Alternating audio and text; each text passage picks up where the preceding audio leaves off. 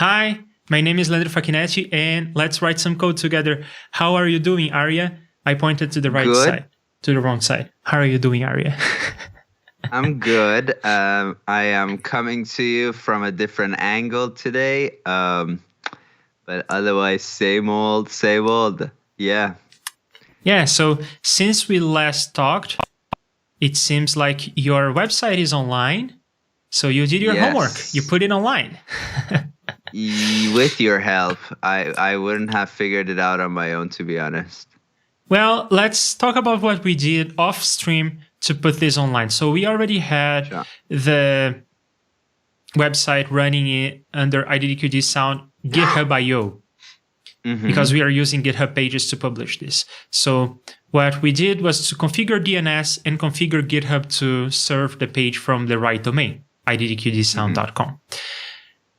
From the DNS side, the DNS is just this big dictionary of names like IDDQDSound.com mapping to machine numbers or IP addresses. And I'm going to show this for my website, but what we did on yours is exactly the same. So we configured the name servers to be the Namecheap basic DNS because we were migrating from Wix. And after you migrated the registrar, it was still pointing to Wix as the name server. So these are different things. You can register a domain using Wix or Namecheap or what have you, and you can have the name servers, these dictionary entries, managed by someone else. So we switched that so that now both the domain as well as the DNS are both under Namecheap. And then we enabled email redirection, which is just a free service that Namecheap provides. Even if you don't buy a domain using Namecheap, you can always use their DNS service if you want. And they give you email redirects for free if you are using that service. And in my case, anything that goes to liafac.com gets to me under my real email address, which is on iCloud in my case, Gmail in your case. And we are using this catch-all thing. So anything that you write before the @ in the email address gets to us. And of course, we could be more specific and we could have like only aria@IDDQD Sound goes to you and everything else is discarded, or like commercial@IDDQD Sound goes to someone and info goes to someone else, and then anything else would go to a third person. So you can do all these sorts of arrangements using this. Then in terms of advanced DNS, what we did was, well, we had to configure this email stuff to work. So we enabled email forwarding here. We also enabled DNSSEC just for good measure. This is like extra security stuff on top of DNS. But the meat of what we did to make the website work was right here. So we added these 4 entries. And of course, we copied this from the GitHub pages documentation.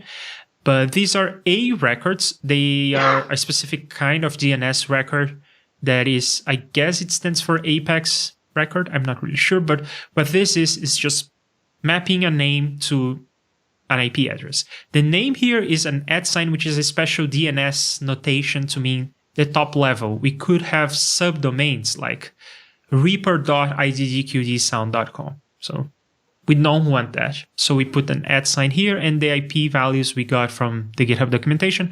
We also did a www thing. So if you write www.iddqdsound.com, we want that to redirect to just iddqdsound.com. So we added a CNAME, which is like, it stands for common name, I think. It's like an alias. It's saying that whatever is www.iddqdsound.com, point that to GitHub. And you have to put your GitHub username here for that to work.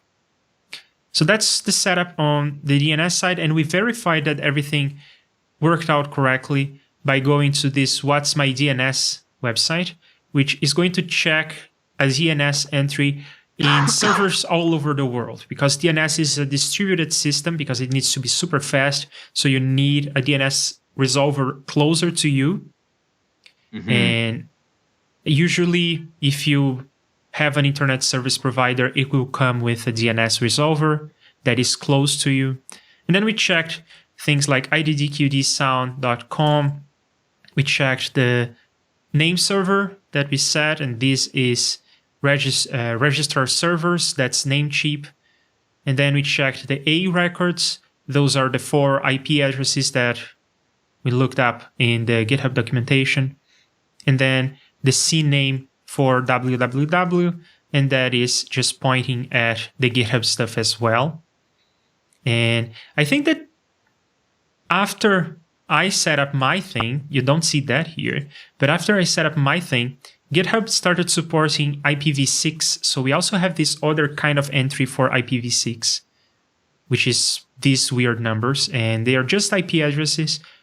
They're a phone number for a machine, but they are capable of addressing more computers. So when IPv4, these kinds of numbers there are more common.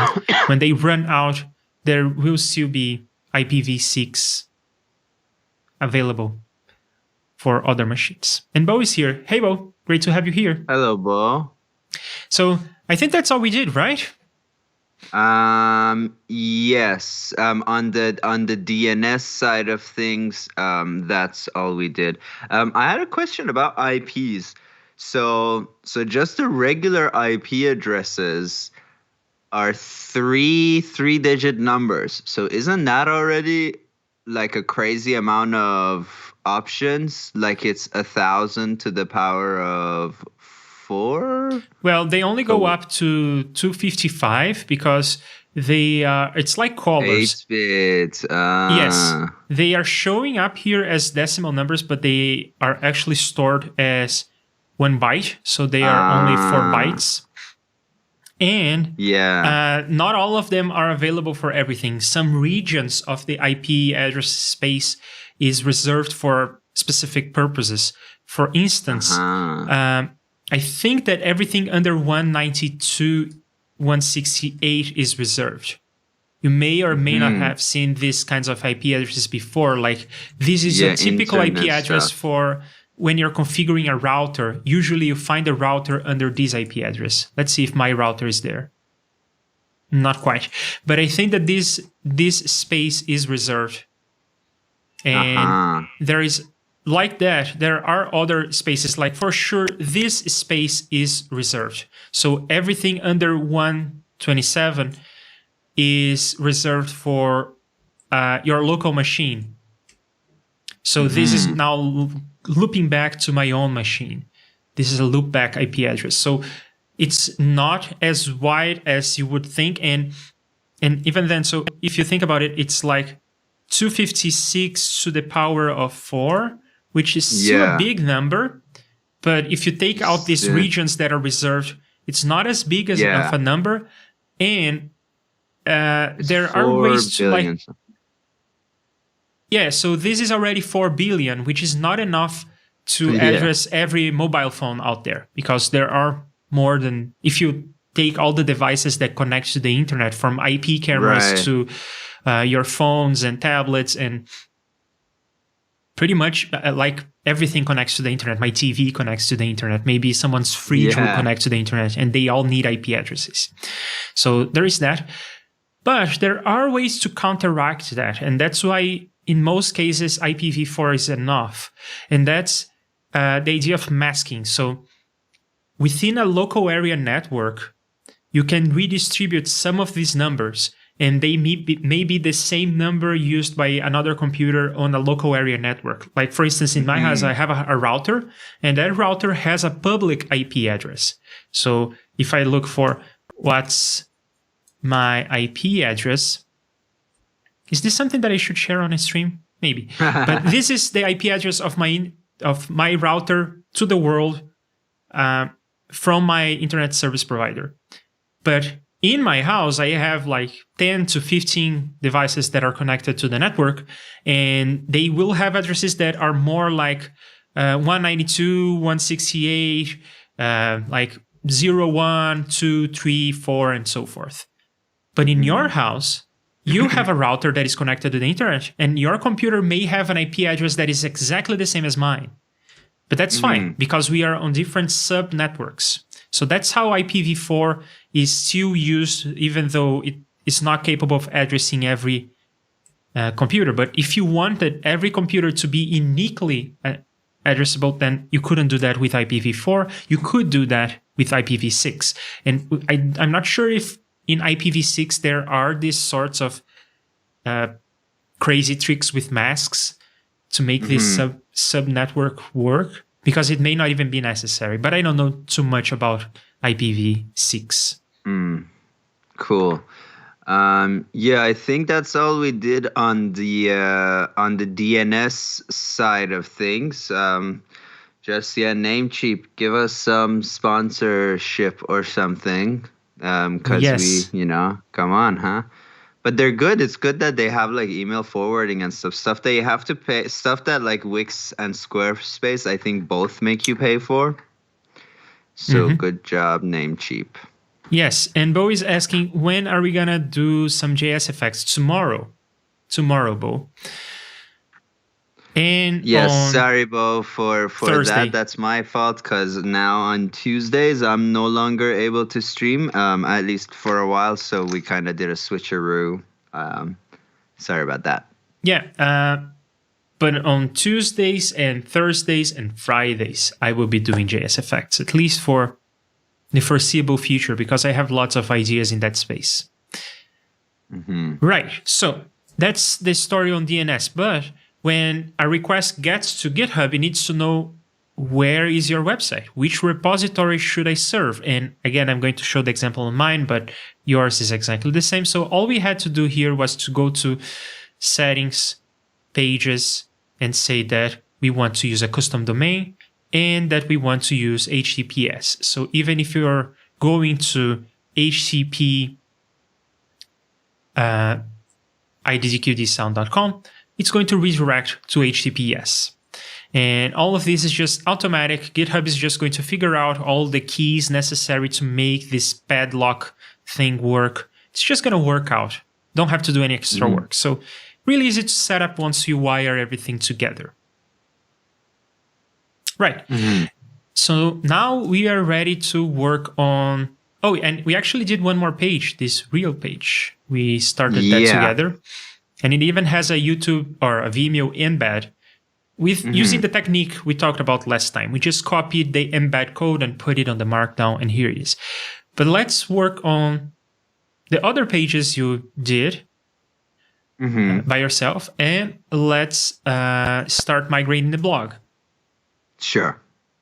So here I have your repository. I already pulled all the changes from, I guess, since we last talked. Cool, thank you. And when I go to localhost, this is the website in the latest version that you have worked on. I thought I unhid the music page as well, but I must have made a mistake. Do you have anything else on your machine that you have not committed and pushed? I do not think. I guess just opening GitHub Desktop will tell me this, right? But I think no. Okay. Yeah. Well, this launches. Oh, I do have a couple of. No, wait. What is this? Yeah, the like very small amounts of updates, like a typo, basically. Do you want me to push that? Yeah, go ahead and do that, because if you don't, then when I push my stuff, if we change the same parts of the same files, then there will be some manual work to reconcile the changes, which is not a big deal. It's easy to do, but it can be annoying. Cool. Just did that. Sorry. Okay, it seems like I picked up the changes. Let me double check by going to the history and see. Yes, the latest commit has been right now. So, yeah, let me go back to my browser, and this is the latest that you have. So let's briefly go over what you have that is new, and then we'll go to the blog stuff. What is new? What did you work on? So a couple of things I'm seeing already not being there is like I changed like the email address above to info@iddqdsound.com, and that seems to not have changed. I thought I unhid everything of the top pages, but I am also not seeing that. And then I added a music page, and I think I added a tutorial page, but then I kind of realized we need to talk about that, because remember we were talking about kind of styling it after Reaper.fm.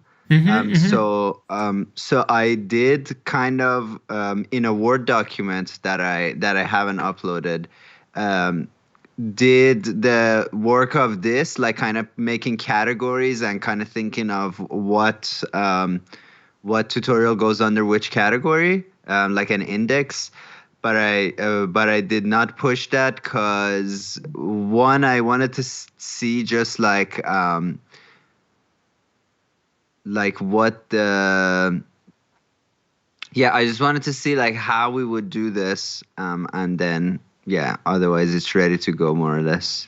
Okay, so what Arya is talking about is that we want to have a page just like this for the blog and tutorials. I guess just for the tutorials part. So we want to have something like this with categories, and then you click on a category, and then you see a list of videos under that category. And boy, there are lots of videos here. Yeah. Kenny Joya is a busy person. Yeah, I think 700 videos, something like that. Amazing. 700 on his channel. Yeah. And then, so what I was also thinking... What is this about? You changed something and it's not here? Do you see it on your machine? I may not have checked when because these two things that haven't been changed, I both did them like at the very end. I just changed some text, so I didn't even test it. I just changed the contact me at, and then I went to the main index.html. And on there, I thought I did what is to unhide, but I may have done that wrong. I think I understand what you did. So I think that what you did is you came here to index.html. Yeah. And then, this is not a good thing to search for. Maybe this will be better. So maybe you changed this. Yeah. And then you save and refresh, and it's there. The thing here is all the HTML files, not just this index HTML, but every HTML file in the project is generated by our static website generator. So as soon as you do anything in this file and save, it is going to rerun the static website generator, and it's going to overwrite the changes over here. See, it's back to where it was. So if you want to change, and why is that? Well, because you have to do that for every page. Even if I come back to index.html and I change it to be something else, now I can refresh the page, and this page is right. But if I go to any other page on the website, it's wrong. We need to change the template because we want to change every page on the website, right? Yeah. So okay, that makes sense. The right way of going about this is coming to index.js, which is our static website generator. And then in here, we can look for this, and then we can change it here, and it will change on every page, and it will persist, right? If we change something else and save, it will persist. So right now, you want it to be info@iddqdsound.com. Is that right? Yeah. Okay. So that's cool. So that basically means that I just don't touch the HTMLs, right? Correct. Yes. You can treat the HTMLs as you would treat like... I'm trying to think of an analogy. You would not like open an MP3 that you bounced and start changing stuff there. No, the MP3 Right. is generated from your Reaper project, or from your WAV files, or from your mastering software. If you master using Ozone or whatever, you generate the MP3, and that's what you distribute, but that's not what you edit. If you want to do something in the mix and change the mix, you go back to the Reaper project and you render a new MP3.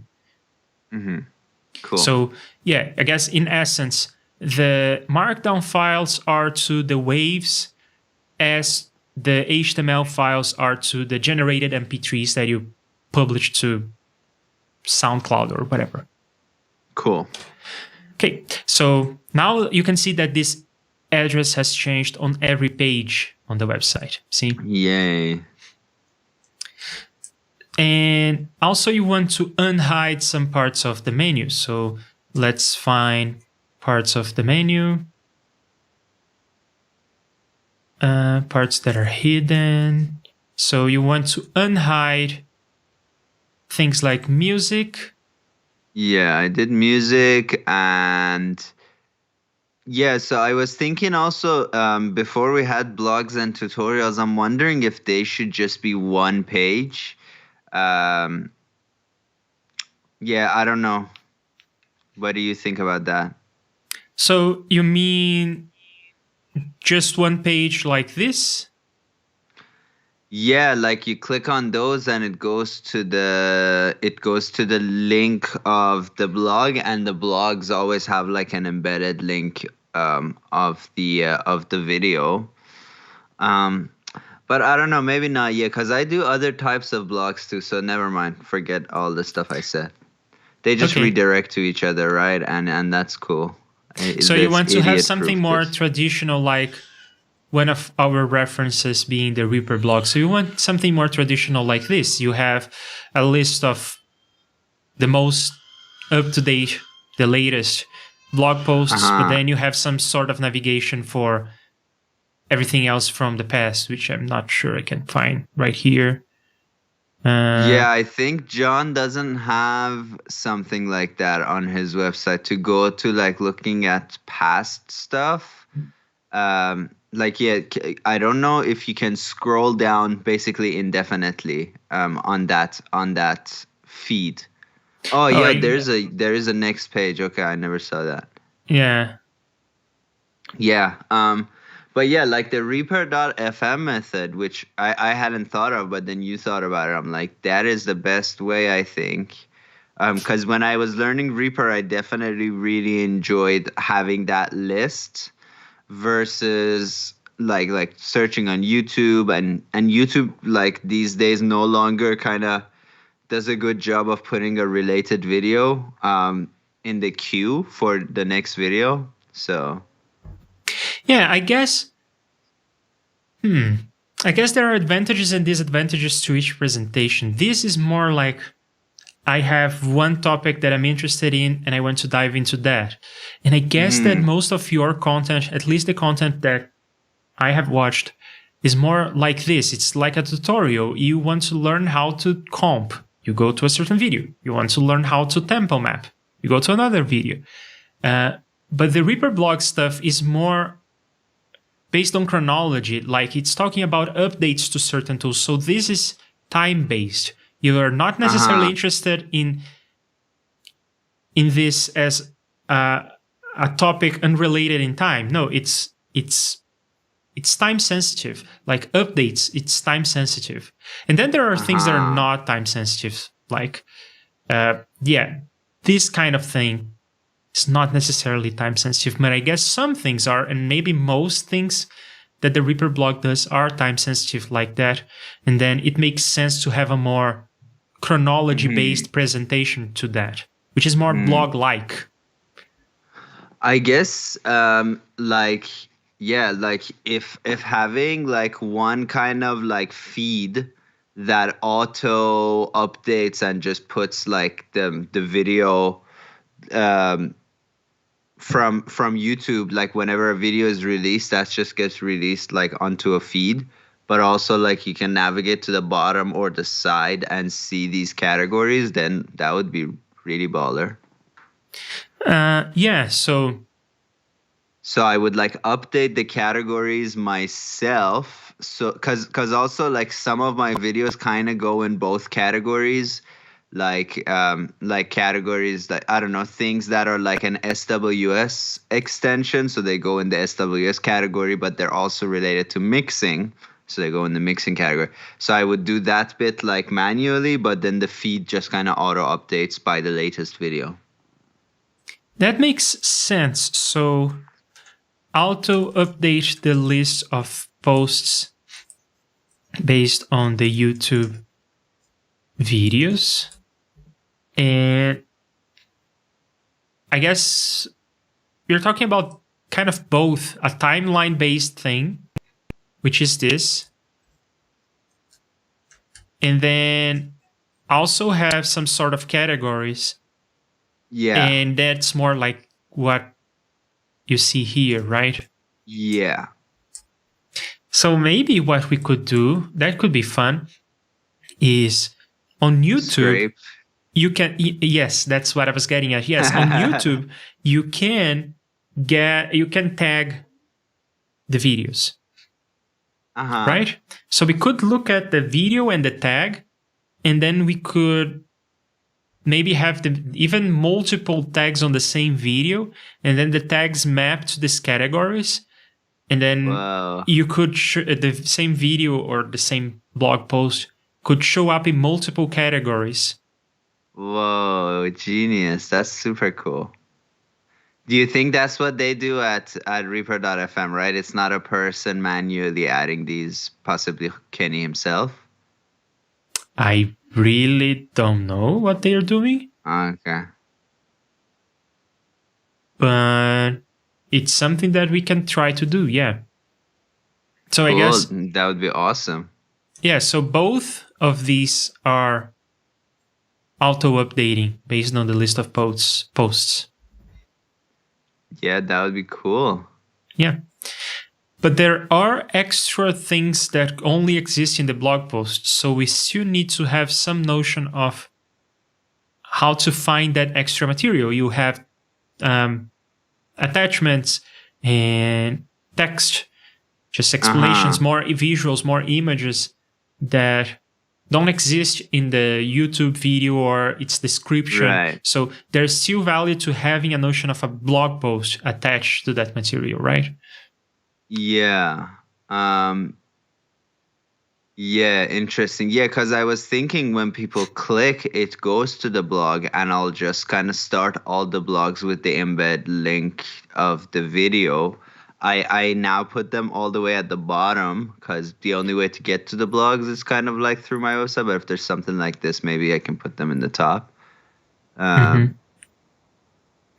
Yeah, I know something that kind of works like this. There's this other channel that I look up to, the Coding Train, and they of course have a YouTube channel, but they also have a website in which they have.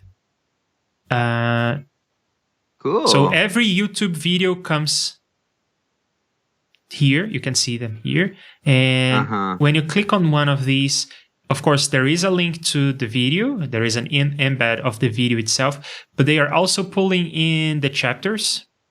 Cool. And they have extra materials. So you can see the code that they wrote on that session, and it links to the GitHub page. And you can, and this is just a challenge. So is this aimed at children, this website? Some things, yes, but some things, no. I mean, sometimes he's talking about some very basic things that children can definitely follow. Sometimes he's talking about super deep neural network, machine learning shenanigans that I don't think is exactly suitable for children, but maybe. But it's always fun and playful. But the point here is that you have some extra material that only exists on this page and does not exist on YouTube, because people can send their own solutions to the challenge. And they can see the source code for these solutions, and they can even look at the code running. So you have links to the actual code and the actual implementation. It's kind of awkward because it's between our faces, but let me move it here. So this is the actual code that the person wrote, and it's running. So everything here is extra material that only exists in the website. So the YouTube video is like part of this bigger network of content. And we can have something to this effect, like the chapters and the attachments and whatnot. That's super cool. Yep. Okay, so before, when I was talking about, I guess, the DNS, you had a question that you didn't ask because I think I interrupted you. So do you remember what the question was? I had a question about DNS. I don't think so. But if I remembered, I'll ask you. Okay, so let's commit what we have. So you can see that I changed just the index file, but that caused changes in all HTML files because I changed the template. I touched the template. So that's changing even the hidden part of the menu. It's unhiding because of that. So it's affecting all the pages, all the HTML files, or our MP3s. Cool. So I'm testing this new thing that was released in OBS 27 that allows me to see the chat in OBS itself, which is super cool. But look at this. I cannot scroll on this window. Oh, you just gotta wait for it to scroll itself. And actually, no, it is hiding the last comment from you. So it's not well implemented. Yeah, it's not scrolling right now. I thought that would be more mature. It's not 100% there yet. They'll get there. It's a grand idea. I'm happy they're toying with this. Yeah, and I minimized the YouTube Studio tab I had open, but I'm not able to get that anymore. So maybe I didn't minimize it. I closed it. I don't know. But I will reopen so that I can see what the chat is talking about. Okay, so let's talk about the pages that you worked on, like the music page. Yes. So I made some headlines and then put some links in my old website, which I can show you images of. And I can even give you because it is up in, I think here. Hold on, let me bring the link of this up. In my old website, I really like the design of the music page, and I think it is for you, it'll definitely be quite straightforward to do. However, it will also be, I mean, if we do that design, it would be somewhat different than the rest of our site, which is not great. But I will send you this link in the old Skype chat. Okay. So the music page starts with a big headline. Actually, the design at the top of this page, I am not a fan of. On the top, there's just a banner for the release that I never took down, even though it's been more than a year. Then there's an embedded media player, two of them actually, one per album, which I'm also not a huge fan of. So I'm not a huge fan of that part. But then under kind of other musical project, I am a fan of how this looks, like a little bit of text, big picture, kind of next to each other. But I was thinking that if we were to do that, it would kind of go against the style of the rest of the website. Or if we wanted to look like the rest of the website, it'd have to be really small. And then one benefit to how it looks now in the new website is that the pictures are not cropped. All the photos are their actual aspect ratio, which is nice. Yeah, we can have the best of both worlds, I think. Well, one thing is for sure. We have to think about mobile. And on mobile, let me go to a mobile view. Let's go to a narrow phone. So on mobile, we have to do things top down. I don't think there is anything else we can do, right? Because if we try to put things side by side on mobile, the text is going to be so narrow that you can barely read it. So let's not do that. On mobile, we keep this design. So we can start thinking about responsively, and that's the term that people use, responding to the screen size.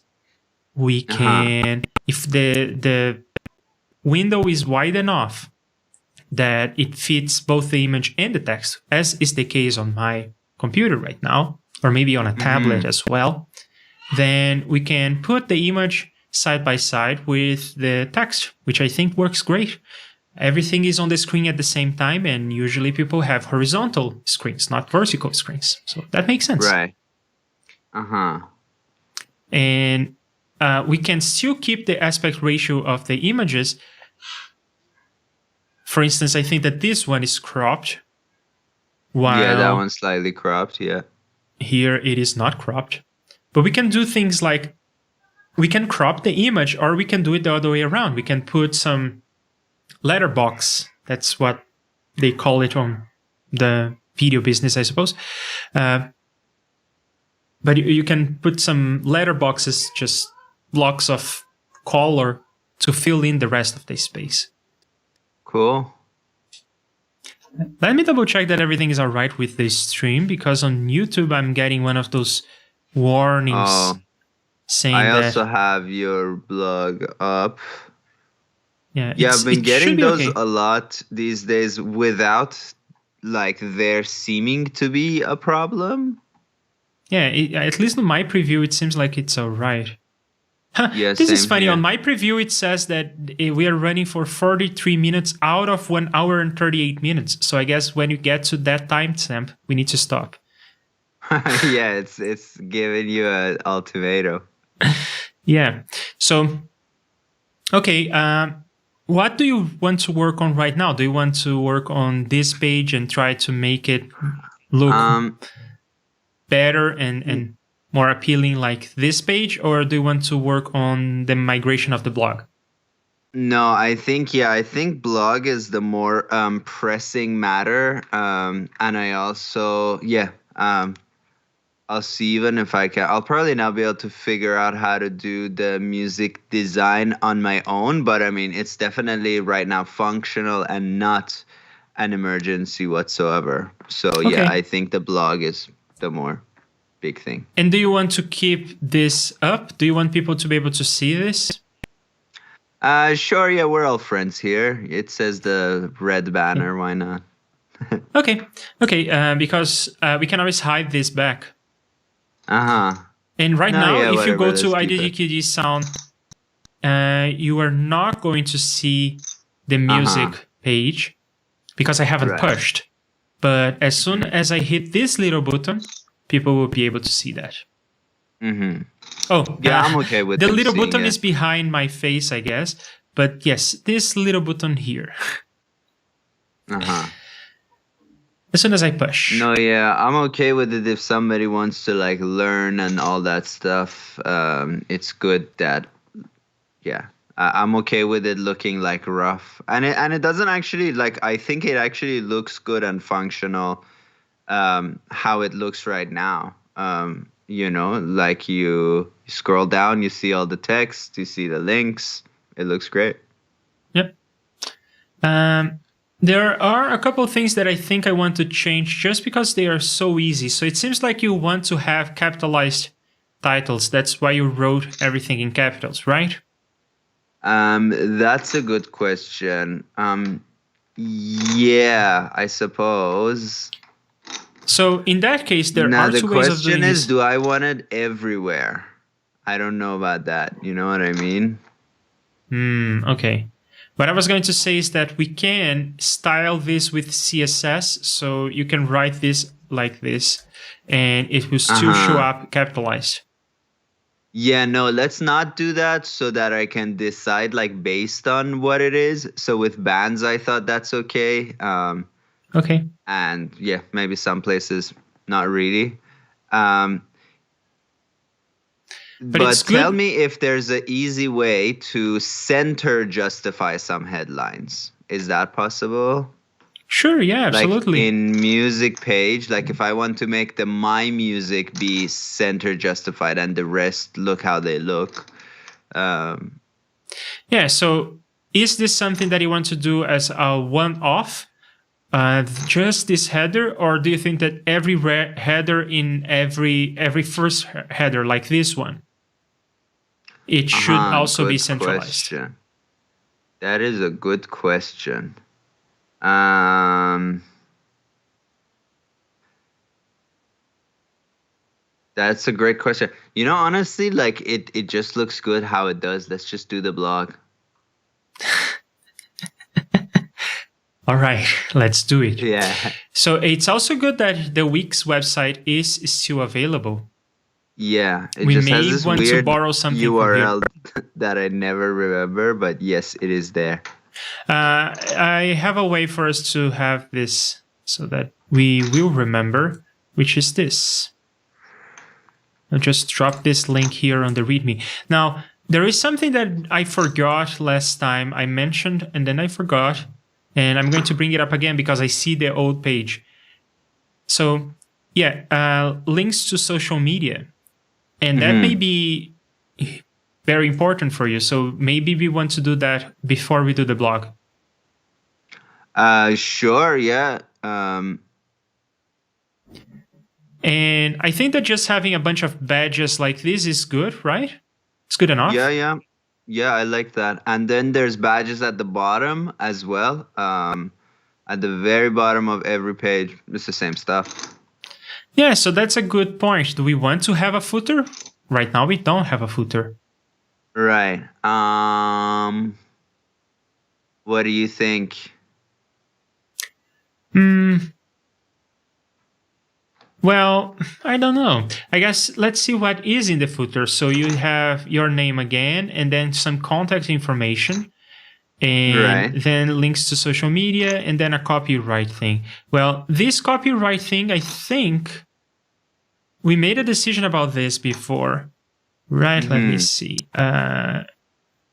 Yes, we made a decision about this. We use the MIT, yeah. So it's not strictly necessary. I mean, if you don't say anything, I'm not a lawyer, but I think that this is how it works, okay? So if your page does not say anything about copyright, the default is copyright. You don't have to say it. You can. Right. Many people do. So, but you don't necessarily need it. And we already have a copyright notice here anyway. To be able to enforce the MIT license, you have to claim copyright so that you're able to give permission to other people, right? It needs to be yours to give. So, yeah, I'm not really sure that we want this. Yeah, it's not necessary. I think even in Wix, it was like there in the template that I started with. So I just edited it instead of taking it out. But yeah, not a big deal. So mostly, I guess what we want is maybe to have your name again to enforce the brand. And this contact information may be helpful. We do have a contact page, or we will have. But it's nice to have this contact information here and then the social media. So like busy people to quickly just scroll down and find it. It's nice.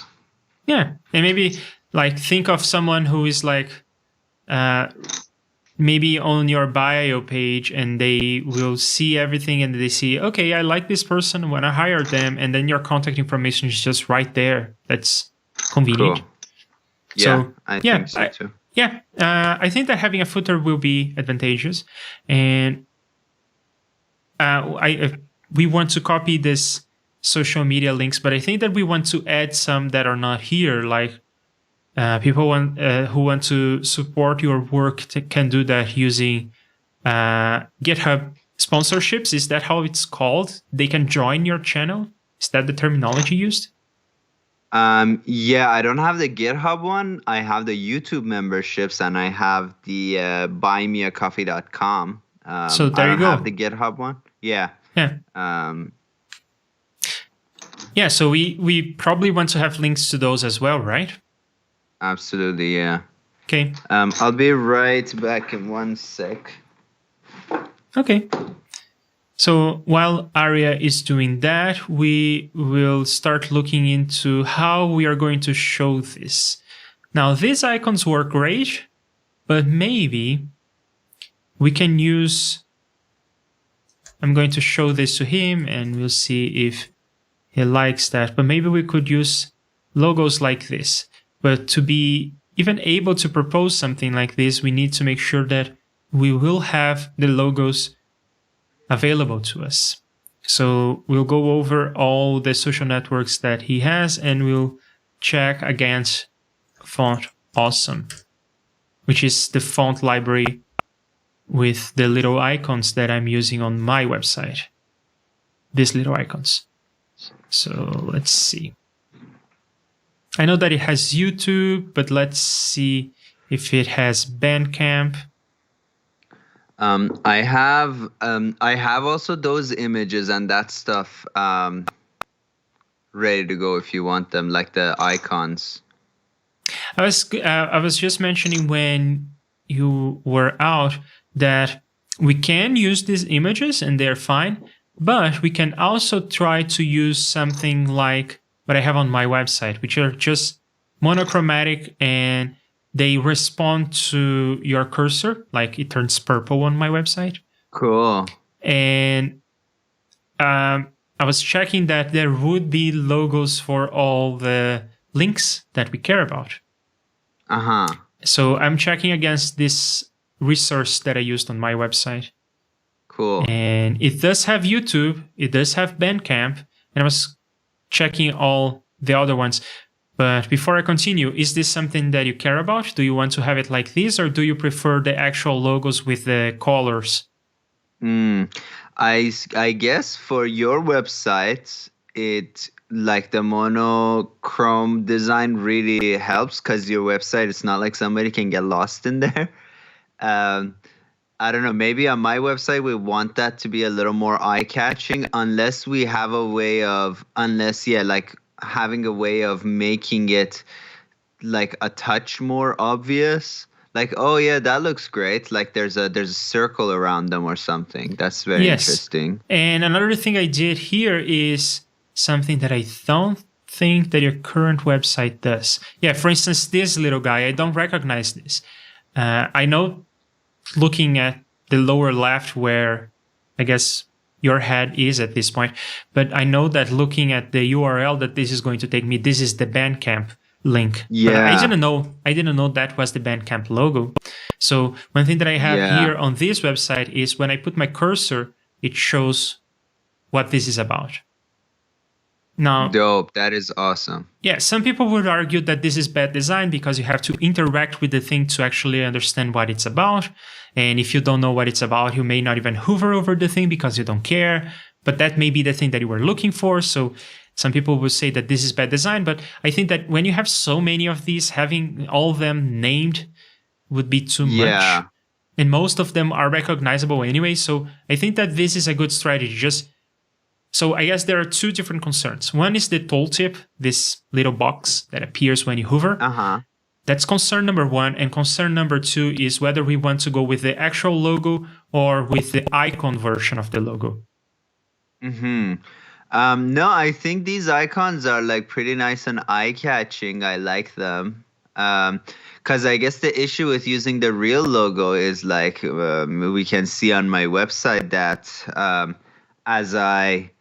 as my background went darker, like I didn't check, and the Bandcamp, because the Bandcamp logo has a black BC next to that blue trapezoid. But early on I had like a brighter background that was visible, and then when I went dark, suddenly it became So we lost some of the logo. So. And also the sizing, like, and that's just bad design on my part. Like, the aspect ratio of the YouTube and Bandcamp logo is different than the rest, you know. And they have different shapes even. This is the shape of a bird. This is a square. This is a rounded square. I think it's a squircle. Actually, it's not a square with rounded corners. I think it's a squircle. And this is a squircle, I would say. Yeah. A rectangle. Do you know squircles? Yeah, square circles. Yeah, they are my favorite shape. I cannot write them down. CLE, I think. Yeah. No? No, squircles. No. Squircles. Yeah. Yes. My favorite shape. It's so fun. Mm-hmm. Yeah. I also like the spork. I like mixed things. They're cool. I like portmanteaus in general. Yeah, same. Yes. Why are they called portmanteau? Word blending the sounds. Story of that. Did you know the story of this? No. The portmanteau itself is a portmanteau because it's a bag that carries manteaus, which is like a French word, I think, but in Farsi we use the same word, like a kind of long rain jacket. Okay. So portmanteau itself is from two words, and then somehow that became the term to know basically to identify all the portmanteaus.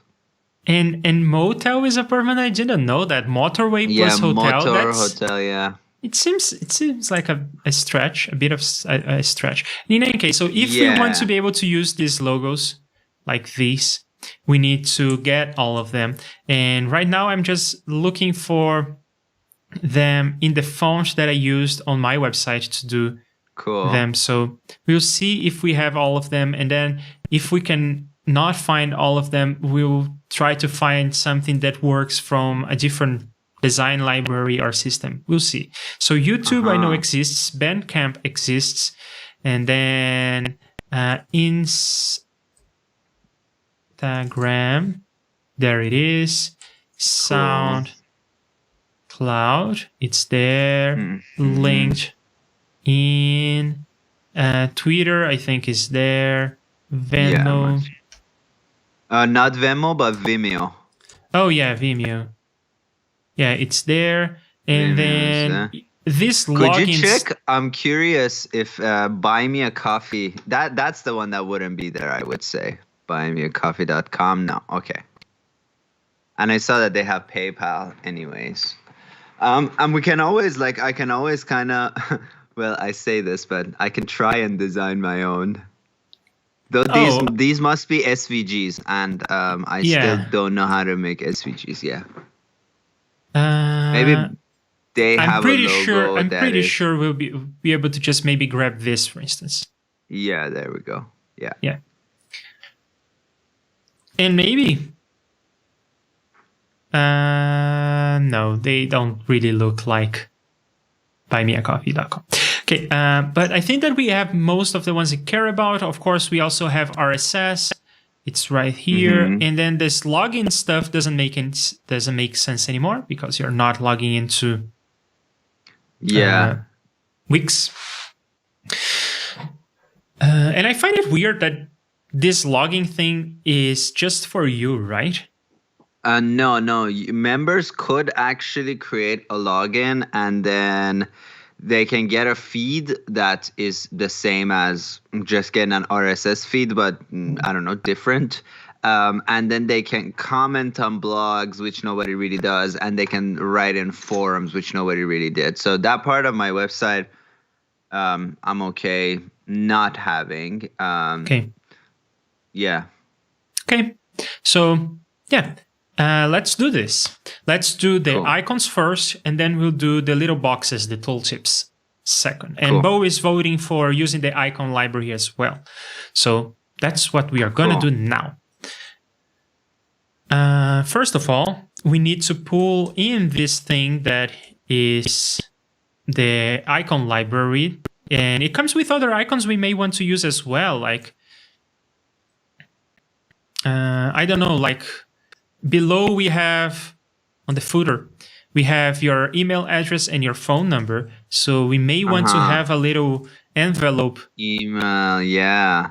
Yeah, that would be Something like awesome. Yeah, this. I think this would just look a lot more uniform. And actually, yeah, because we can put like a circle around them, I think eye-catchingness is not an issue. Yeah. Alrighty.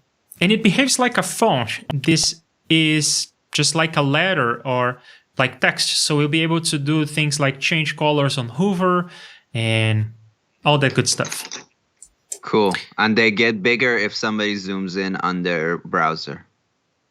Absolutely, yes. But I think this is also the case of these things, right? When I hit Command plus, it gets bigger as well. Okay. But, well, if I zoom in enough, maybe you cannot see this in the stream, but I can see pixelation here. And that will not happen. Yeah, I can see it on the YouTube, for example. Yeah. So that will not happen anymore. It will be as sharp as this icon here and Beautiful. as this here. If you can tell the difference. I'm not sure you can tell the difference, but I can because I'm looking, of course, not via Skype or YouTube. So, okay, that's the current website. Oh, let's not close that. Let's close this and that. So this is our version. This is the old version. Let's do this. Font, awesome. And then let's click on start. What do I need to do to install this? npm. And then what is the name of the package? This is the name of the package. Now let's go to the media folder and install the font. And it is installed, so I'm going to commit this. And then we need to go back to our template and find where we have the head. And here we are already importing one font, which is the Roboto font that we use on everything on the text. So we can just import another one of these guys, but I need to grab its location. And I guess we will import everything. We could import just the brands, but I guess we import everything. So now it'll be good to have. I'll find uses for them.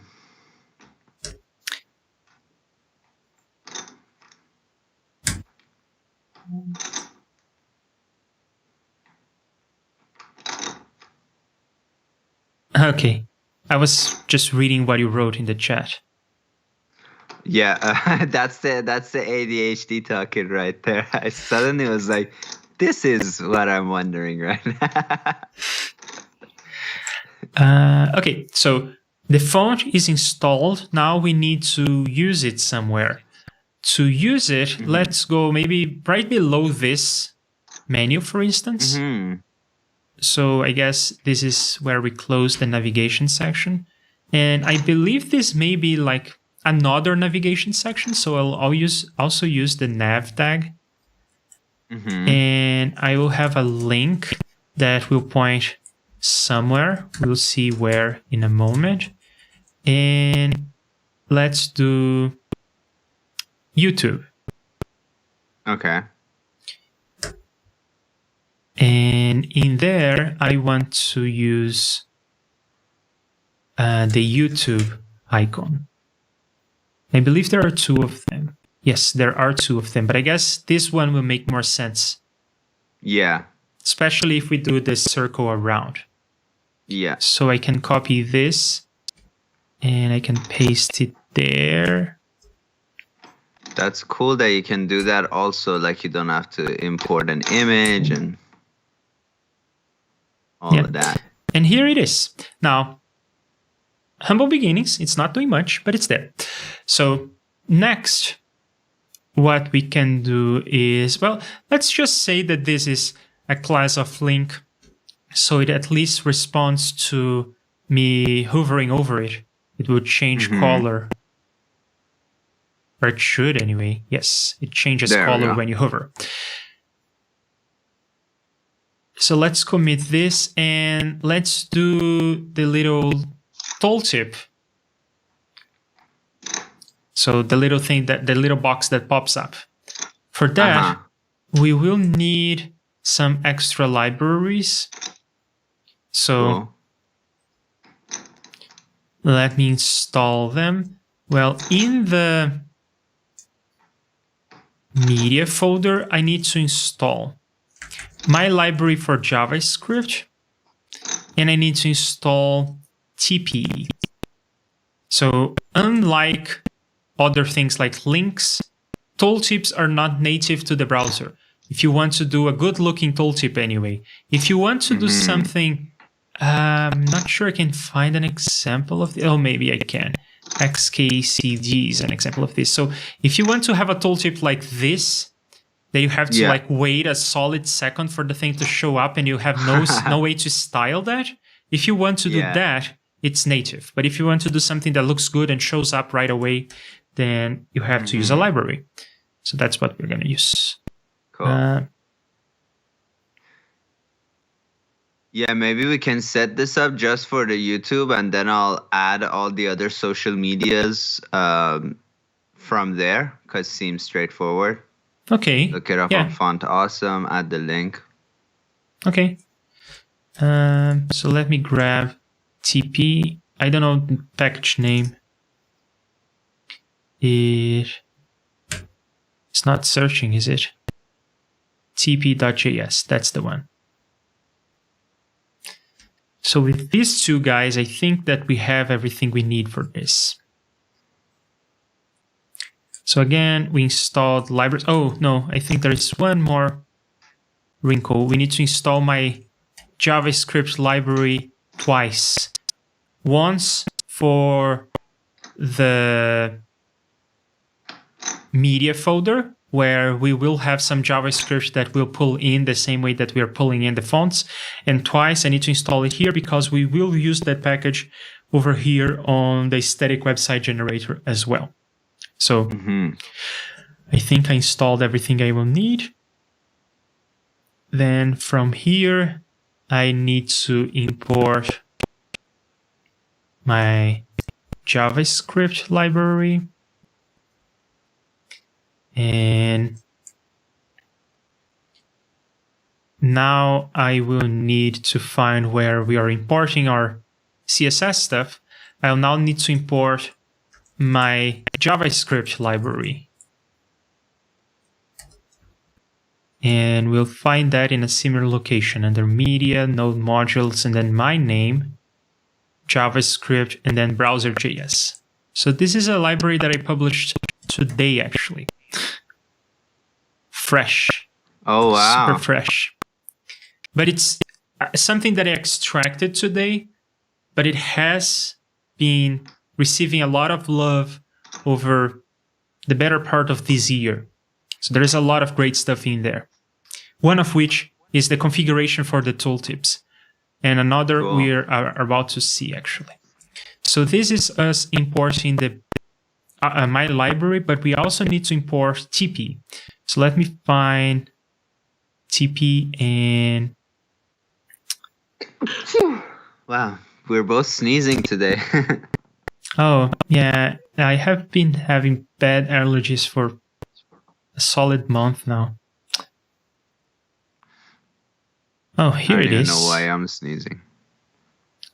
So we need to import this. And this is a script, right? Yes. So we need to import that. Oh, I don't want to say add to. And I want to import TP.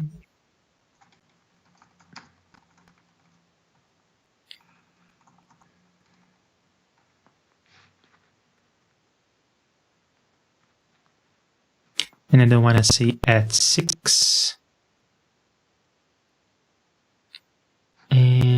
Yeah, let's refresh and see if all the URLs are correct.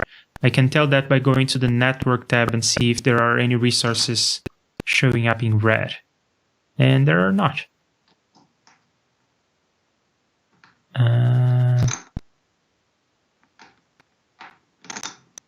Yeah, these are coming from the iframe, so that's not a big deal. If I go here, for instance, in this page, there are no iframes, so no complaints in the console. But that's not all for TP. I also want to import some CSS. Because we are going with rounded corners on the page, I'm going to import some CSS for the rounded corners. So let's see. Maybe the best way for me to do this is to actually grab this from my day job, because I have configured TP there. Cool.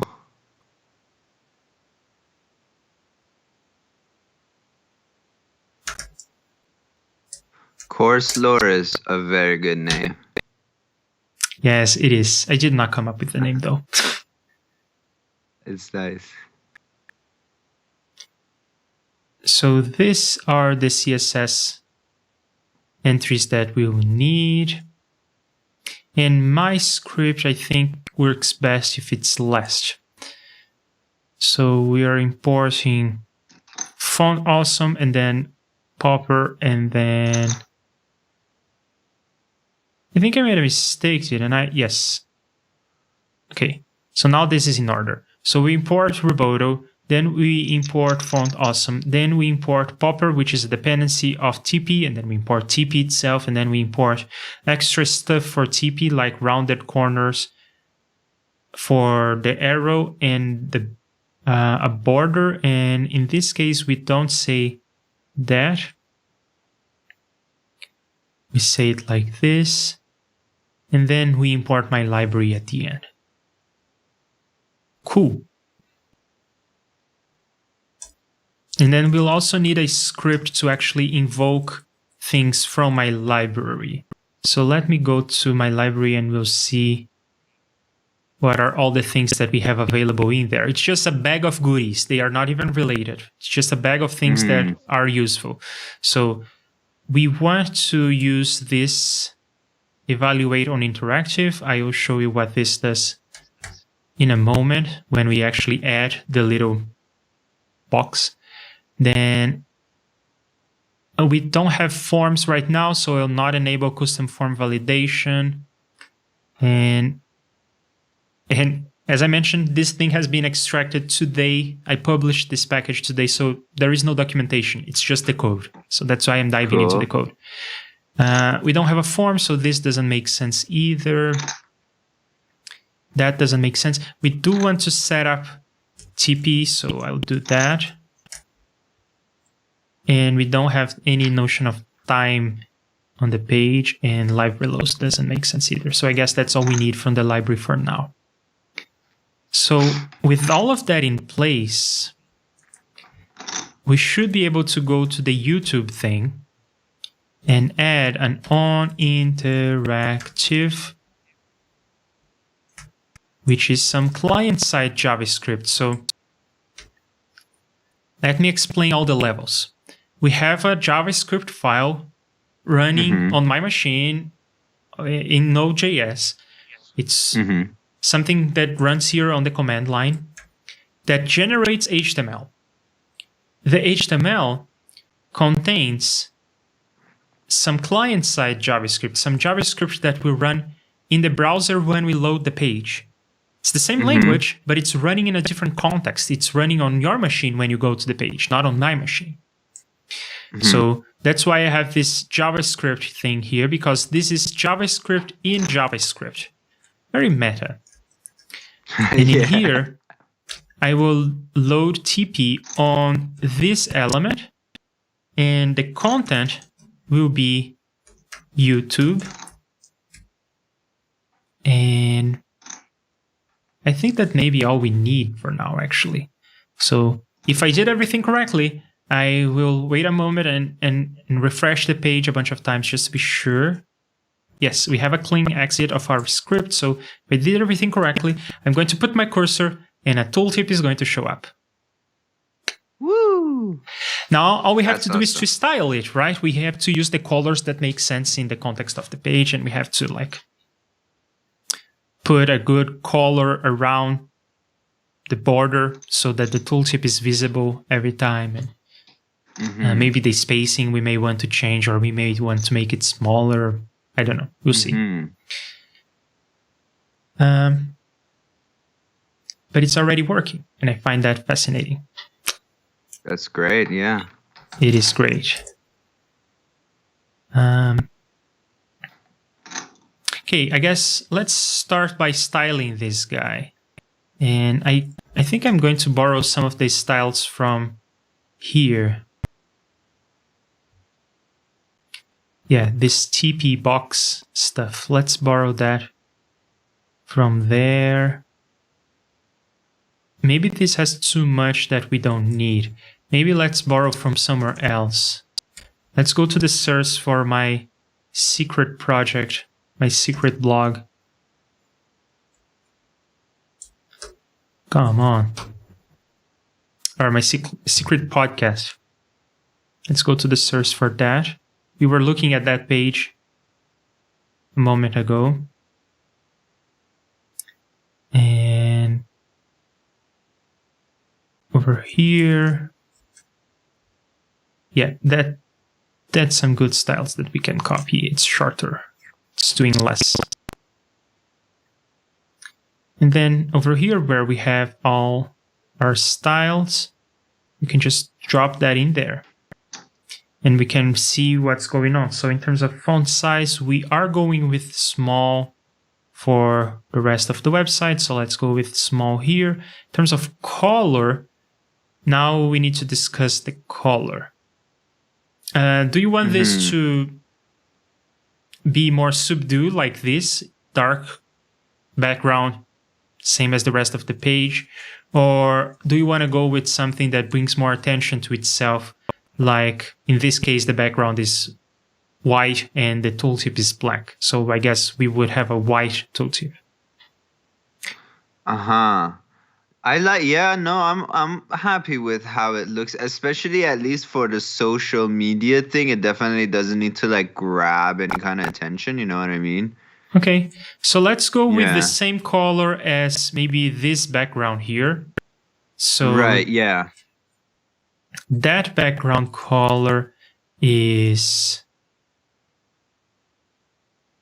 not this div, not the header, but what is happening here on main. And that background color is the same as the page, I guess. So we are talking about the on your secret podcast website, the tooltip, is it the same color, like kind of that yellow style that you have on the rest of the stuff? Does the tooltip also follow that kind of color? It is the opposite. It brings more attention to itself. And if you have a dark background, which is not something you have on your website is the same if you are in dark mode. But if you are in dark mode on my website, then the tooltip becomes white. Oh, cool. Nice.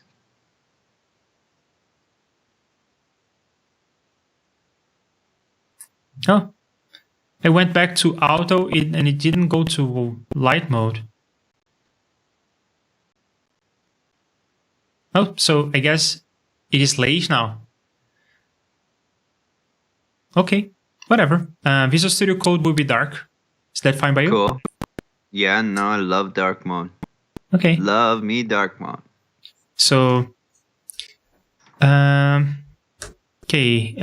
going with the same color and background color as the rest of the page, like this part. Cool. And then for all of these, we can get rid of. All of that, I think, still makes sense. We just have to think about the border color, which is not something that I have on this version. I don't have a border color. Because I'm using the opposite color, I don't have a border color. But I do think it makes sense to have a border color in your case because it is the same color as the background, so it will float on top of nothing. So for that, I think I will have to go to my day job. I have an alternative idea too. What if we make the box around the tooltip kind of that purple, same shade of purple when we hover over stuff? Oh, so you want the background color of the tooltip to be purple? Yeah. What do you think though?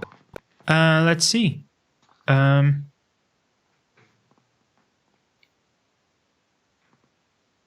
Let me do this. I will change from gray warm to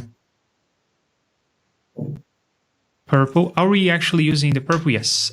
So I'll do that. And I may go even darker on this guy because it is going to stand out. Yeah. And if I do it like this, then we can give it a try.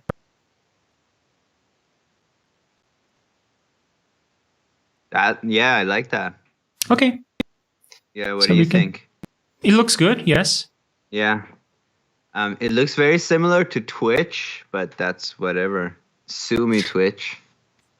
Come after me. I'm ready.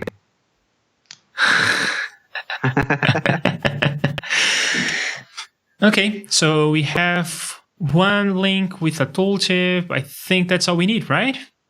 Yeah, I think I can copy and paste from there and I will do that. I just need to do that on the index.md, right? Right, yes. Cool. But one thing that is essential is that we have to make this look good. And right now it's just on the page. And the spacing is all weird. So how about we duplicate this a couple times so we have some links, not just one, and then we can style it in a way that makes sense. Cool. Yeah, I was thinking like where could these go and all that stuff. I'll tell you the first idea in my head, and you as always tell me if you have another idea. Your ideas are usually better. And that would be so like the IDDQD logo and then that IDDQD sound are at the center. Then these next headers, like the main headers of the website, would be kind of right justified, and then the social media would be left justified. More or less like on the same plane, but possibly I like how that's kind of like on the below. But I think center justifying the social media links will be bad because people may misclick on it as they are like moving up and down. So yeah, so I want them to be separate, but also in my website, they were like kind of on the side. And then if you logged in on a smartphone, it sometimes would look weird. Like it would be like 3 lines, especially if you were zoomed in using big fonts. It'd be like 3 lines of social media links and stuff. Yeah, you see how that RSS was really big? Yes. Go back. Oh, they may have repaired something because it used to be as big as that RSS feed and then a few lines when I went to mobile. And I don't remember fixing it, so maybe Wix fixed it. Maybe, and I mean, who knows? I am testing on a small screen in Safari, but if you are on Android, then this is going to be based on Google Chrome, so it will be all different. It may be all different. Who knows? These things are complicated. Yeah. All right. Yes, so that's how it was, but I don't know. Yeah. So my idea was like right and lefting them, but yeah, what do you think? Well, I just want to bring out something that I find kind of annoying, but super, super weird. If I just take my browser and I resize it, then it does not change the style. See? So I have to scroll horizontally to read the text. But then when I refresh, then it is. Oh, it's not even doing that now. But it did before. What? Yeah. So maybe if I have to go even, even smaller. So if I have the website here and I start resizing, it does not restyle. And if I refresh the page, then it restyles and brings in the hamburger menu. So isn't that weird? And then when I style back, it looks like this. Yeah. Yeah, I seem to remember it resizing because even, when I like do my blog, I usually have like the blog on half a page and then I have Reaper on the other half so I can quickly screenshot things, and that's always been working. So maybe they're like, okay, well, if you got to pay up for that kind of stuff. That is just crazy. But on our website, we don't have any sort of problem like this. As you resize, everything just resizes. I guess responsively would be the buzzword for this. Cool. Okay. Just wanted to show that this is not a browser quirk. It is a Wix quirk. Mm-hmm. So, let's style this. So you are saying that they will go on the same line and the social media links would be on the right? Maybe not on the same line. Maybe the way that the social media links are smaller on the bottom, I do like that. They shouldn't be like as prominent as the headers. I just don't want them to be on top of each other because I feel like that would be grounds for misclicking. Well, you mean on top of each other like this? They are too close? Oh, no. I mean like if both sets of stuff were center justified. Oh, I see. So let's actually do this. Oh, can you like not be on top of everything, please? Thank you.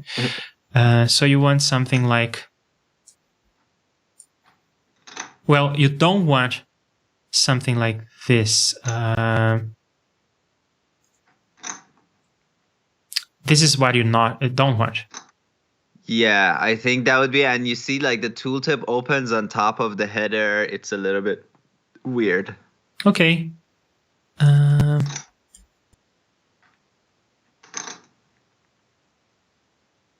Why is this not putting a gap where it should put a gap? That's weird. But maybe let's try flex and. Mm-hmm. And now the gap is there.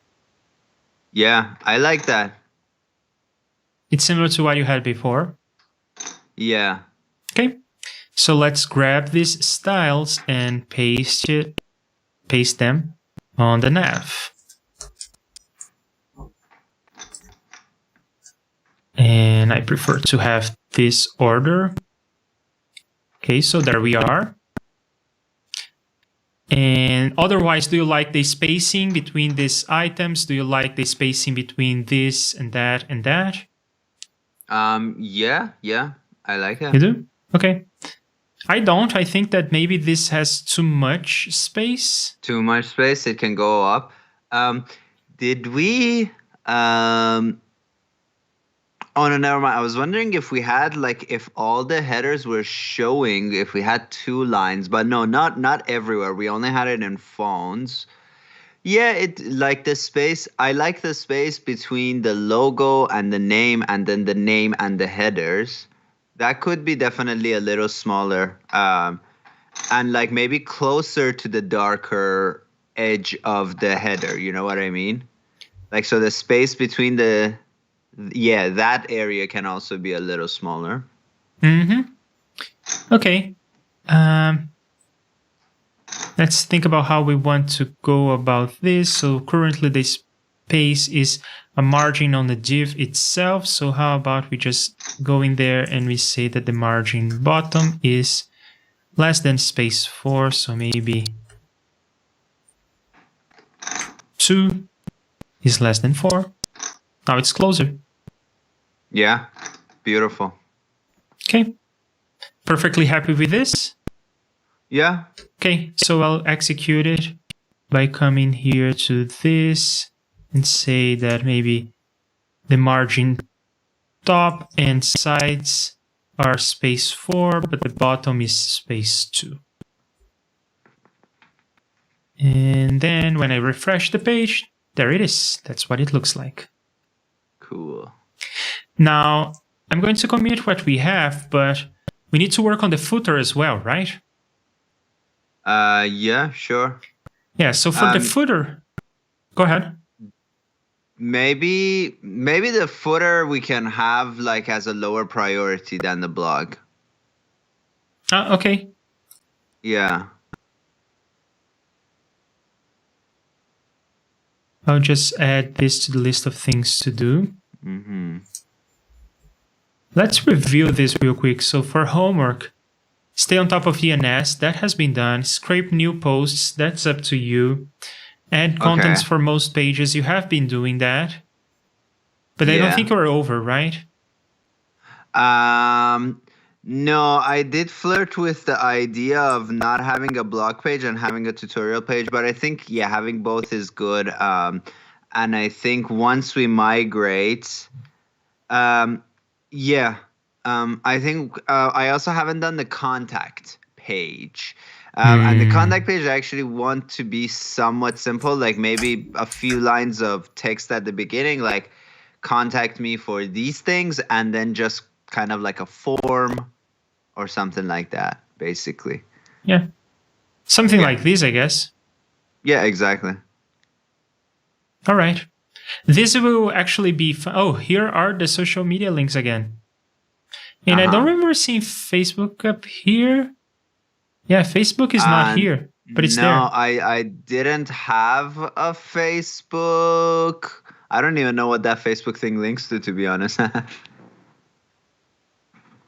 Oh, it links to my personal profile. Yeah, that should definitely not be there. Okay. Not that I mind, but just that doesn't seem professional. And I talk about, political things. Fair. Yeah. Oh, and having a feed is super important. So let's add to the list of things to do an RSS or an Atom feed. Cool. Yeah, one person requested the RSS feed and I set it up. Otherwise, most people are like, RSS? That's so 2003. Yeah. Yeah, that's unfortunate. It's sad, actually, because it was a federated platform. It's not like YouTube or Facebook where everything is managed by one company. But I'll leave that rant for another day. I'm going to leave the link to Font Awesome on the README file so that when you get to that... I'll just get the codes from there. Yes. Cool. And I think we already used this and that. So we are in this very simple workspace now. Cool.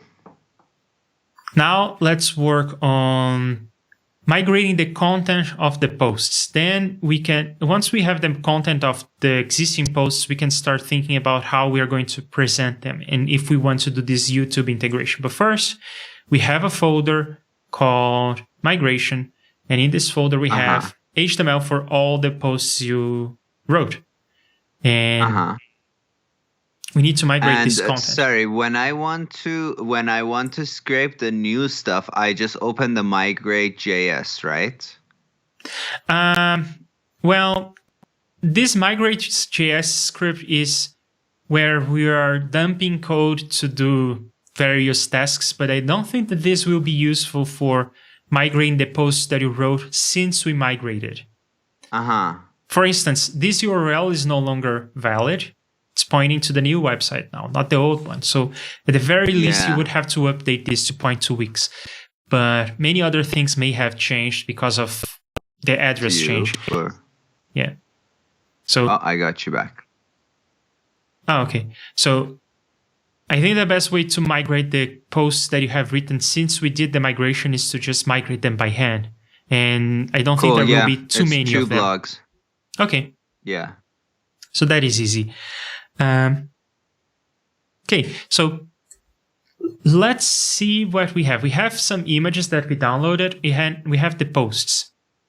I think that our first task should be to, in the posts, we have references to the images, like, for instance. Right. And let's see if there is a reference in this post. Yes, here is an image. So we would like to replace that image that is currently pointing at somewhere in Wix. I guess this is not even an image in the post. It's an image in the header. In the header.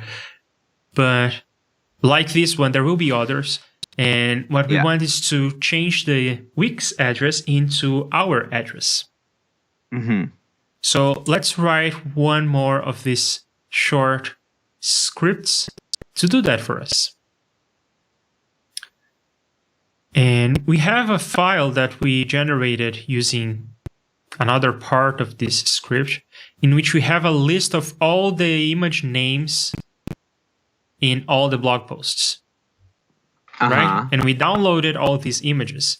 So the name of the image in the images folder corresponds to the number, the index of this name in this array. So we just have to write a little script that will map one to the other. Now, how do you want to have these images in the end of the day? Do you want to have them in a folder like the media folder, or do you want to have them next to each blog post in separate folders over here? I think, I mean, you definitely know more about what's the best way to store this. I think having them all in media can get very cluttered very quickly. So maybe the media folder could be for like website design based images, but for the blogs, because they will add up very quickly, and I don't like take care naming the blog images too well, but anything I add to the website will be well named. So yeah, maybe having at least a separate folder for all the blog stuff would be great. I don't know if every blog post needs its own folder. That may be excessive. Okay, I get it. But all the ones that have images, they can be their own folders, right? Cool. Yeah, whatever is easier on that, whatever is easier to do. Okay, so the old URLs are these. And now my question is, do you want to keep the old URLs, or do you want to have some other kind of naming scheme? And we can always just have a new naming scheme. For instance, instead of /post, it can be /blog or whatever you want. And then in these locations, we can add a redirect so that people who have old links in their bookmarks or Google will also track that. And then it will redirect to the new location. I kind of like this naming scheme, so I'm okay with it, but it's an opportunity for you to revisit this decision if you want. That's great. What all the stuff you just said, I was very happy to hear, because in Wix you just had no control over what to call these URLs. What I would love to have, so yeah, I wanted to change them, but then I was like, if I change them, I have to go to my YouTube channel, change all of them, like from the description of every video, go and find the link and replace it. So one thing, you like this schematic, I guess, this convention. What I don't like about it is that there's no way for you to know what it is. So like for me, it would have been great if it was like this. I'll write in the chat. If it was like IDDQDsound.com/post or blog, doesn't matter. And then it would be something like this. So if somebody wanted to see like episode 76, they can see it. And if they wanted to go to episode 77, like the URL works in a logical way that you can like catch on to that logic and So what just is navigate through. RFRT? Rapid Fire Reaper tutorials. And then there will be another one like sound design for visual media would be like, and I mean, of course, I'd have to tell people about this or something. Or yeah, like if they are watching the sound design videos, then that would be like blog/that. Or maybe even being explicit with that, but having it be a way where if you're on the blog post for episode 76, you go to the URL, change 76 to 86, you jump to that blog post. Okay, that is reasonable.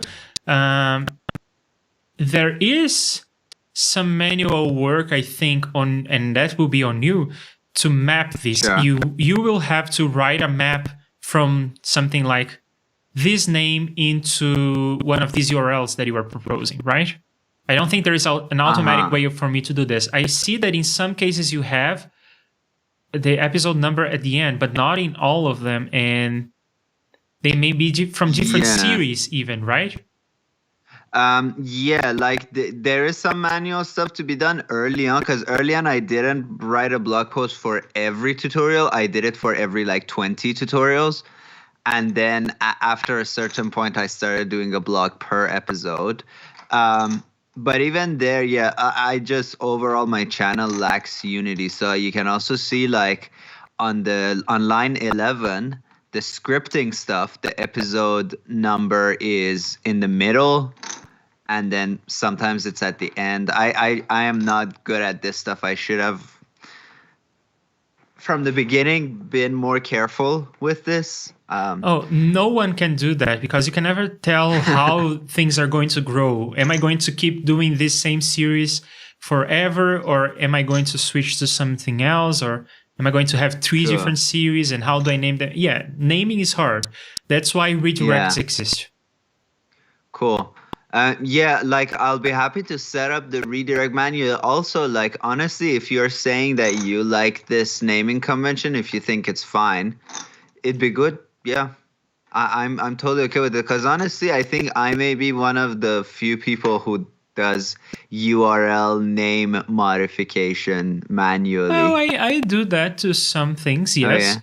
I enjoy being able to jump around using the URL. Of course, you can also have some sort of navigation for the series. So if you are in one blog post for that series, you could have some sort of navigation, like maybe a sidebar, maybe something that you click and expands or whatever, that will have like a playlist of all the episodes. Cool. That would be nice too. Yeah. Okay. So let's do this. Let's change the URLs. So I'm going to create a redirects file, and I'm going to start the file by getting all your blog posts like this, pasting them here. But then I'm going to put a comma at the end just so that they all look the same. I'm going to select all of them like this. I'm going to go to the end, and I'm going to say column, and then put a blank there. And now your job is to fill in these spaces with the URLs that you want. So I guess I can get you started by saying that you want to have something like https iddqdsound.com/ maybe blog. Yeah, I think blog makes more sense. Yeah. And then a / and then it's up to you. Your job will be to fill this in. Cool. One question, since you mentioned that, is something like this possible? /blog, and then it would be like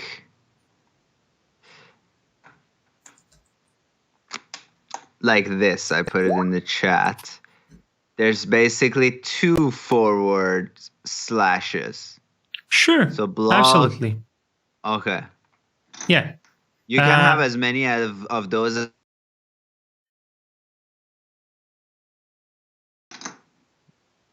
What was that?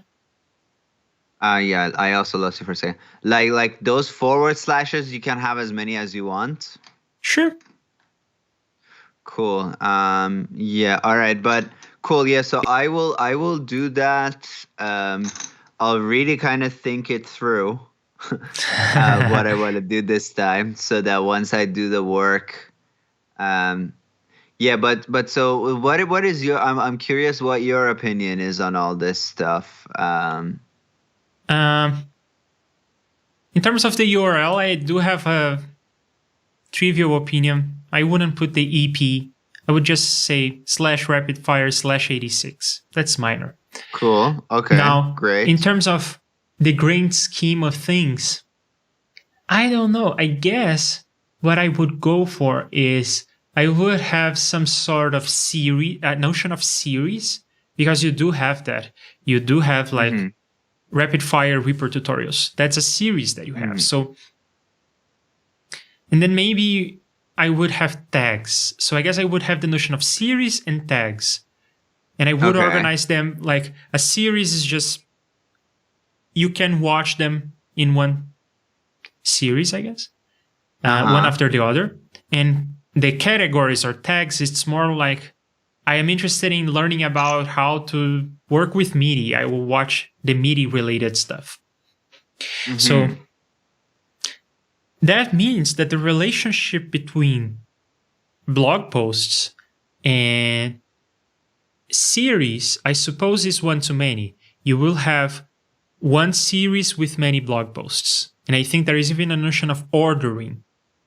You have an episode number. But the same post may also have multiple categories or multiple tags. And one tag may, of course, will have multiple posts. So the relationship between posts and tags is many to many. That means that if you want to have something like the URL you're proposing for series, that makes sense because there is only one series, rapid fire /episode number. But what if you're interested in the things from the tags perspective? I'm interested in learning about MIDI. Then the URLs are not really useful for that. So because of this, I would say that if you want to do this, it's not too hard. You just have to fill in that file once, and it's 100 posts that you have to fill in. It is 68. Less, I think it's 67. Yeah. Yeah. So if you can do like 2 per minute, you take half an hour and you'll be over. And then we can do the redirects, and the URLs will look the way that you want them to look, which is always good. So that's not too much work. It's fine. But because we have this whole notion of navigating by tags, it's not a huge deal anyway. And really, these days, I don't think that most people would even see through the whole series. Most of them, they'll just find you via Google or YouTube, and they will watch on demand whatever Google or YouTube is suggesting. So I used to care more about the organization of this series is not even episodic, it's completely random. Oh, so there you go. It's the fact that it's episode 86 may not even be relevant at all, right? Like, again, and that is me being dumb, but yeah, like some episodes are related. Like I've done a run, I think episodes like 20 to 29 are all automation. I think 35 to 43 are all MIDI. And then sometimes 2 back-to-back videos are related. But sometimes also, like, I did a video on tempo mapping that I think is like episode 12, and I didn't revisit it until recently, episode 88. So it's very random. And then some of them are just complete randomness. Now, in my other series, like in the post-production, it is completely episodic. Like one leads to another. So mixed bag. Yeah. Because it is a mixed bag, I personally would not worry too much about the URLs. I used to worry about the URLs more than I do these days. It's not just the URL, it's the whole organization and navigation side of things. I guess I would just put them in the right bags in terms of tags or categories or however you would call them. And I would have a playlist with all the episodes in that series in chronological order, but that would be all, I think. Cool. Okay, that makes tons of sense. Okay. I mean, Yeah. it's your thing. Cool. You think about no, it. but I'm happy you gave me the idea of not using EP. Yeah, being like efficient with it and not overthink it, I guess, is the moral. Yeah. Okay, so that said, so we'll do this renaming, and I was thinking that maybe we would want to have the images, instead of having just 0.png and 4.gif, we would have something slightly more meaningful, or maybe we would place these images in a more meaningful place. Maybe we would have like one folder per post, and that this folder would have the image in there. Mm-hmm. Do you know if there is a one-to-one relationship or one-to-many relationship between images and posts, in the sense that there are not multiple posts using the same image? Almost every post uses some of the same images. Like at the bottom of every blog post, there's an image, which is the logo of buymeacoffee.com. So, Okay. so that's in all of them. There are, I would say, a handful of repeats used images. That I may have been like, yeah, like, ooh, and here's a screenshot from before, but go to the blog post to check it out. Okay. Yeah, the buy me a coffee thing at the bottom, it's like the footer that we were talking about. That is not something that you want to have on every blog post. It's something that you want to have in a template, right? Yeah. Maybe a special template for blog posts. Maybe you don't want to have that, for instance, in the home. So it will be a sub layout only for blog posts. Mm-hmm. Yeah. Right? Yeah, these are good points. Yeah, I mean, I'm a noob, so I always just kind of did it by copying and pasting. Before, I never had like a template as such. But yeah, it'd be cool, like, because it goes to the bottom of every blog. It's the same stuff. So if it could be in a template form, that's awesome. Yeah. Okay, so what else can we do right now? In the redirects, you have to do some work on, and then the image renamings, going into the material of the blog post and renaming so that the image is pointing at our version. That's something that I think we may want to hold on until we have the redirects, because then we put the images in the right locations in the file system, right? If you have something like /blog /something, we may want to mimic that. I think we will want to mimic that by having a folder structure to correspond to that, /blog. And then if you have something like /rapid-fire, right? And then you will have episode 0, because you are now a computer scientist, right? So you start counting 0. Maybe you have episode 1. And then you have another folder for episode 2.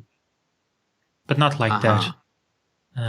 Yes. How do I delete the folder? There. Episode 2 and so on. But then we don't know this structure yet, because you haven't finished the renaming. So I will not work on the image renaming right now. Okay. So I need to have a final URL in mind for you to be able to do to do that image part.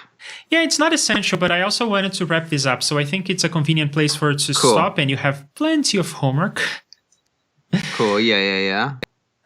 You can work on the social media stuff. You can work on filling in this redirect stuff. And then when we get back together next Monday, right? We are going to do this every Monday, right? Okay, so when you get back together next Monday to work on this, then we will migrate the images, we'll migrate the blog posts content, and we'll start thinking about how we want to present this, how we want to work with the tags and everything. Cool. Okay, so yeah, let's wrap this up now. Tomorrow at the same time, I will be here working on JS effects. And anything else that we need to touch on right now? No. Yeah, thank you as always. This is really fun, and yeah, just there's a lot of like small touches here that I'm already like, oh, I'm so glad I left Wix and we're doing this, and it wouldn't be possible without you. So thank you so much, Leandro. Well, thank you for letting me test all my stuff, even things that I developed today or that I extracted today. Even things that I extracted today, you are the beta tester and you will find all the bugs and report them back to me. So I'm very glad that you are letting me do this with your website. So thank you all for being here, for showing up on the comments, and for meeting me tomorrow for more of this. We'll be writing more code tomorrow. Thank you very much, Arya, and I see you on the next one. Bye. See you, everybody. Bye.